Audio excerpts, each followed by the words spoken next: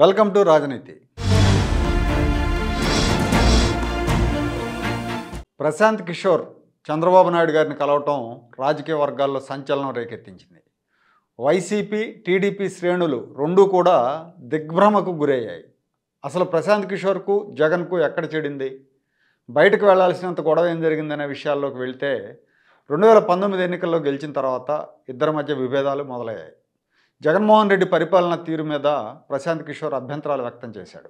ముఖ్యంగా అమరావతి నుంచి రాజధానిని మార్చే విషయంలో ప్రశాంత్ కిషోర్ అది తగదని హితవు చెప్పాడు. అయినా కూడా జగన్మోహన్ రెడ్డి గారు వినలేదు. ఒంటెద్దు పోకళ్ళు పోయారు. ఉచిత ఇసుక విధానాన్ని రద్దు చేసినప్పుడు, లిక్కర్ పాలసీని మార్చినప్పుడు కూడా పీకే అభ్యంతరం చెప్పాడట. చాలా విషయాల్లో తన సలహాలను పెడచెవిన పెట్టడంతో మనస్తాపానికి గురైన ప్రశాంత్ కిషోర్ మధ్యలో 2-3 సార్లు అలిగి వెళ్ళినట్టు ఐపాక్ వర్గాల ద్వారా తెలిసింది. అయితే గ్యాప్ వచ్చిన ప్రతిసారి ఎంపీ విజయసాయిరెడ్డి మళ్ళీ పీకేతో మాట్లాడి తీసుకొచ్చి సెట్ చేసేవాడు. ఇటీవల కాలంలో విజయసాయిరెడ్డికి కూడా జగన్తో గ్యాప్ రావడంతో ఆయన కూడా ఈ రాజీ చేసే పనులు మానుకున్నారు. పీకేకి ఇవ్వాల్సిన పేమెంట్లను కూడా ఇవ్వకుండా బకాయిలు పెట్టారట. చంద్రబాబు నాయుడు అరెస్టు విషయంలో కూడా ప్రశాంత్ కిషోర్ అభ్యంతరం తెలిపాడు. అయినా జగన్మోహన్ రెడ్డి వినకుండా ముందుకెళ్లడంతో ప్రశాంత్ కిషోర్ తప్పుకున్నాడు. జగన్తో ఉంటే తనకు చెడ్డ పేరు వస్తుందని, తన ఆత్మవిశ్వాసం కూడా దెబ్బతింటుందని సన్నిహితులతో వ్యాఖ్యానించాడు.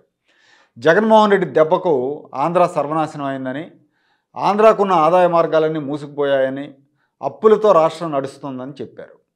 చంద్రబాబు నాయుడు అరెస్ట్ తర్వాత ఢిల్లీ వెళ్ళిన లోకేష్ను 2 సార్లు కలిశాడు ప్రశాంత్ కిషోర్. టీడీపీకి పనిచేస్తానని లోకేష్ ముందు ప్రతిపాదించాడు. దీనికి లోకేష్ కూడా సరే అనడంతో అప్పటి నుంచి అంటే 3 నెలల నుంచే ఆపరేషన్ మొదలెట్టారు. 3 నెలల నుంచే ఆపరేషన్ ఆంధ్ర మొదలుపెట్టారు.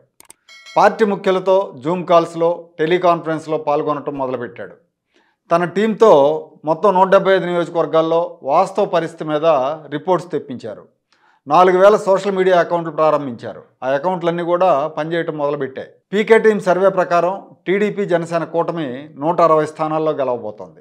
అయితే తెలుగుదేశం పార్టీ 40 చోట్ల ఇన్ఛార్జీలు మార్చాలని పీకే ప్రతిపాదించారు. 40 మంది ఇన్ఛార్జీలు వీక్గా ఉన్నారు. మార్చే విషయంలో గతంలో లాగా మొహమాటాలకు పోతే నష్టపోతారని, రాజీ పడకుండా గెలుపు గుర్రాలకే చోటు ఇవ్వాలని ప్రశాంత్ కిషోర్ చంద్రబాబుకు సూచించారు.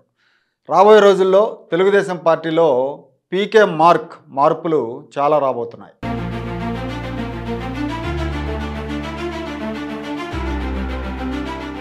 Like, share and subscribe to Rajaniti channel.